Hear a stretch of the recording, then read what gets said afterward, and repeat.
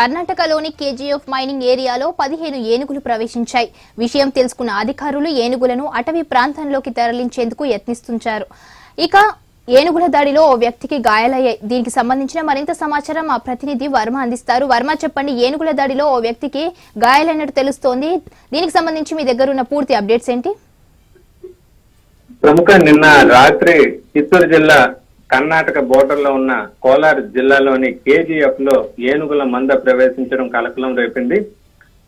Gold mining area ప్రాంతంలోని కార్మికులు పనిచేస్తున్న సమయంలో ఒక్కసారిగా కూడా ఏనుగులు రావడంతో అంతా కూడా భయాందోళనకు గురైన పరిస్థితి అయితే ఉంది.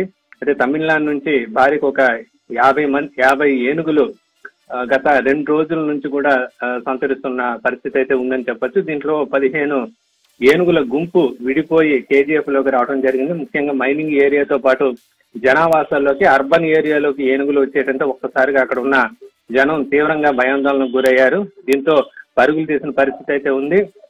ఈ నేపథ్యంలో ఒక 5 మంది వ్యక్తులపైన ఏనుగులు దాడి చేయడం కూడా జరిగింది. దీంట్లో ఒక వ్యక్తికి అయితే తీవ్ర గాయాలయ్యాయి. ప్రస్తుతం అతనికి ఆసుపత్రిలో చికిత్స అందిస్తున్నారు. మరో 4 కూడా స్వల్పంగా గాయాలైనట్లుగా కూడా తెలుస్తుంది. ప్రస్తుతం ఇంకా కూడా కేజీఎఫ్ ఏరియాలోనే ఏనుగుల గుంపు తిరుగుతున్న పరిస్థితి అయితే ఉంది. ఇప్పటికీ కేజీఎఫ్ సమీపంలోని ఒక నీటి గుంటలో ఈ ఏనుగులు ఉండటం జరుగుతుంది. అయితే ఈ ఏనుగుల్ని అటవీ ప్రదేశంలోకి తరిమేయడానికి అయితే అటవీ సిబ్బంది తీవ్రంగా ప్రయత్నాలు చేస్తున్నారు. అయితే ఇప్పటికి కూడా ఏనుగుల గుంపు అక్కడే ఉండడంతో ఎక్కడ తిరిగి ఇళ్ల మీదకు వస్తాయన్న ఆందోళన అయితే అక్కడ ఉన్న స్థానికుల్లో వ్యక్తం అవుతుంది. అయినప్పటికీ అక్కడ అధికారులు, అటవీ శాఖ సిబ్బందితో పాటు పోలీసులు కూడా ఏనుగులను అక్కడ నుంచి అటవీ ప్రాంతంలోకి తరిమేసే ప్రయత్నం అయితే చేస్తున్నారు ప్రస్తుతానికి ప్రముఖ.